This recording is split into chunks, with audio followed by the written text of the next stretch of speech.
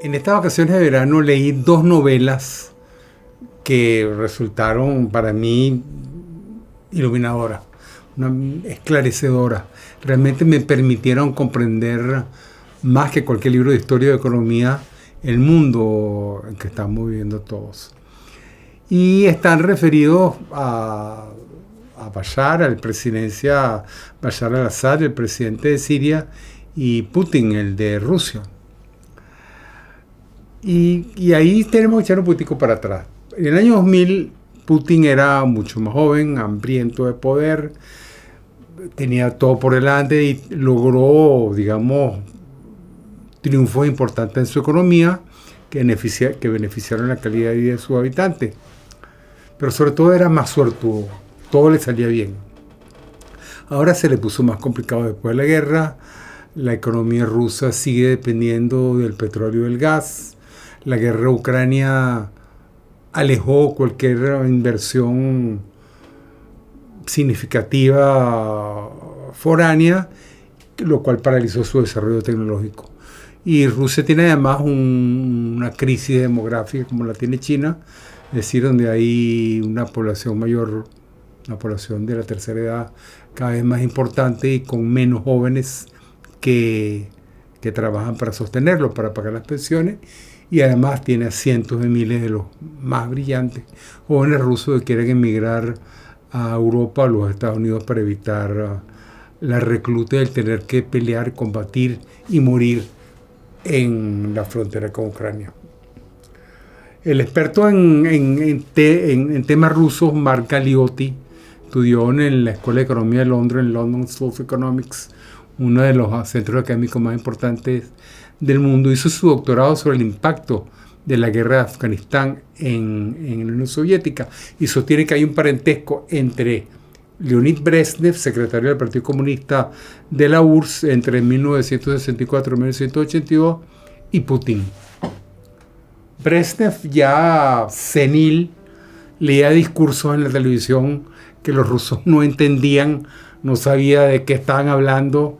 Cualquier parentesco con candidatos del continente americano es aleatorio, por supuesto.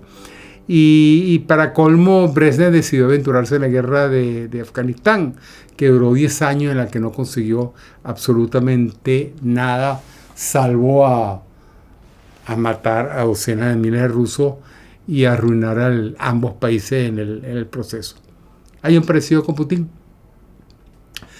Rusia se acercaba a la idiosincrasia europea, a su manera de pensar, a su economía. Putin viajaba a los encuentros con los líderes europeos, pero la guerra de Ucrania retrasó y paralizó todo.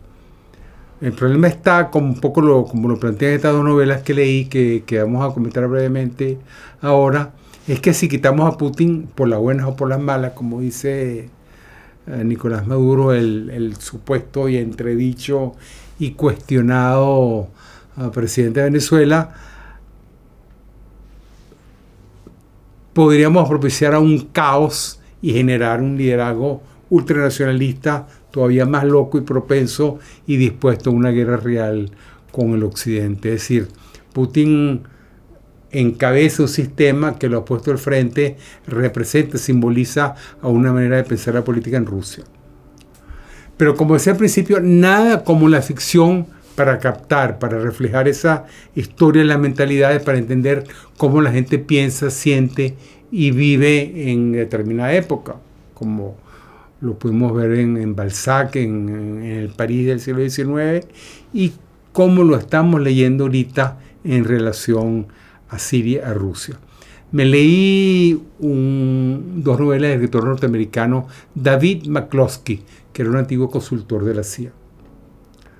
La primera novela, Damascus Station, la estación Damasco, del año publicada en el año 2021, en la estación de Damasco, la estación de la CIA en Damasco, que David Petraeus, que fue jefe de la CIA, un general de 4 estrellas norteamericano, plantea que es la mejor, confiesa, escribe, que es la mejor novela de espionaje que ha leído en su vida.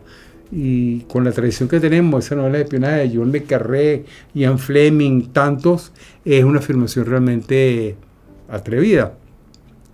El trama de la novela Damascus Station es el esfuerzo de la CIA por infiltrar, penetrar el gobierno de Bashar al-Assad, el presidente de Siria, con un espía muy bien ubicado que pueda transmitirle a los norteamericanos la información necesaria sobre los esfuerzos de Bashar al-Assad de utilizar armas químicas contra la oposición. Esto es algo que sucedió en la vida real. Al-Assad las utilizó y Obama contestó en aquella época lanzando algunos cohetes, pero no hubo realmente ninguna oposición real a lo que estaba pasando. Y las semejanzas con Venezuela son inmediatas, porque no solo por el esfuerzo de Assad de reprimir, de negar la voluntad popular, sino de enfrentar a muerte centenares de miles de personas. Actualmente, de acuerdo a la Agencia de las Naciones Unidas para los Refugiados, hay 5,2 millones de sirios que han tenido que emigrar a países vecinos, Turquía, Líbano, Jordania o Egipto. Pero hoy en día tenemos a 8 millones de venezolanos y siguen saliendo que salen para evitar las terribles condiciones de vida que padecen los venezolanos en su país. La segunda novela, también del mismo escritor McCloskey, más reciente, publicada el año pasado, 2023, se llama Moscow X, y relata los esfuerzos también de la CIA, por supuesto, una novela de espionaje entre los americanos y los rusos, de cómo la CIA intenta desbaratar, destruir esos esfuerzos de los multimillonarios que conforman el entorno directo de Putin por llevar al exterior y sacar en compañías, en paraísos fiscales, el dinero que le han robado a Rusia y a los rusos. Y lo hacen, en el fondo, intentando crear la ilusión de que hay un grupo dispuesto a sacar a Putin del poder. Ambas novelas son extraordinarias, son realmente importantes, y si juntamos un poco de historia, tenemos retrato perfecto de lo que significa vivir y padecer estas autocracias y esta atmósfera gélida y glacial que viven los rusos, los sirios y los venezolanos. Los escalofríos que me daban era el darme cuenta de lo que estaba ocurriendo, lo que estaba narrando McCloskey en relación con Rusia y Siria puede perfectamente ajustarse a lo que están viviendo los venezolanos. Yuri Andropov fue jefe del gobierno ruso, fue también secretario general del Partido Comunista de la URSS, y al igual que Putin fue, antes de ser jefe de Estado, fue el jefe de la KGB, de la inteligencia política. Para diferencia suya, a diferencia de Putin, Andropov era un hombre austero que encarceló, persiguió y fusiló a los corruptos. Putin, en cambio, no tiene reparos en salir en los medios de comunicación haciendo ejercicio con trajes atléticos de 2.000 euros o de dar ruedas de prensa con relojes de 4.000, 5.000 euros. La pregunta entonces, ante esta muestra, ante este descaro de mostrarse a sí mismo como un hombre multimillonario, Navalny, que fue asesinado, el único candidato realmente, el único opositor realmente importante en la Rusia actual, que fue asesinado hace poco, planteaba que Putin era uno de los hombres más ricos del planeta, superior incluso a Jeff Bezos de Amazon o a Bill Gates de Microsoft.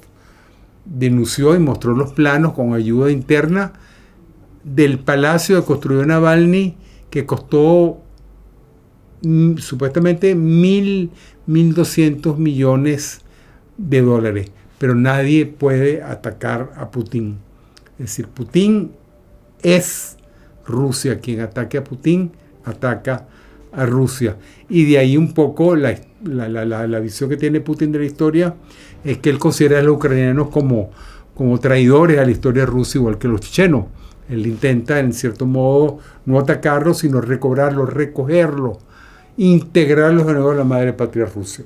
Por supuesto que él nunca se consideró la posibilidad de preguntar a los chechenos o a los ucranianos qué pensaban al respecto. Putin, a fin de cuentas y en definitiva, para terminar, no es la misma persona del año 2000, cuando gozaba un apoyo masivo de la población. Hoy en día es una caricatura de sí mismo, con botox incluido, megalómano y medio psicópata. Pero como Putin cuenta en su autobiografía, que es interesante recordar por un episodio, cuando él en su pobreza cazaba ratas en los edificios donde vivía, él decía, él contaba cómo las ratas no se les puede arrinconar, porque si tú arrinconas una rata, se va a parar en dos patas, te va a saltar encima, te va a morder y te va a atacar. A las ratas siempre hay que dejarle una puerta de salida.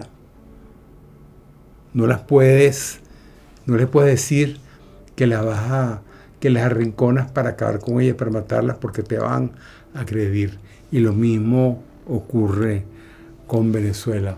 O sea, cualquier similitud, por supuesto, cualquier idea que se les venga encima es a juicio de ustedes. Pero realmente, más que la historia, más que los infinitos títulos de biografía que hemos leído y con los cuales intentamos comprender lo que está pasando en el mundo, como estos libros de Mark Galeotti, que es un autor sumamente importante a la hora de entender lo que está pasando en Rusia, son las novelas. La ficción nos enseña, nos refleja, nos muestra, nos confiesa, nos dice cómo vive la gente, qué siente la gente, qué es lo que percibe la gente a la hora de enfrentar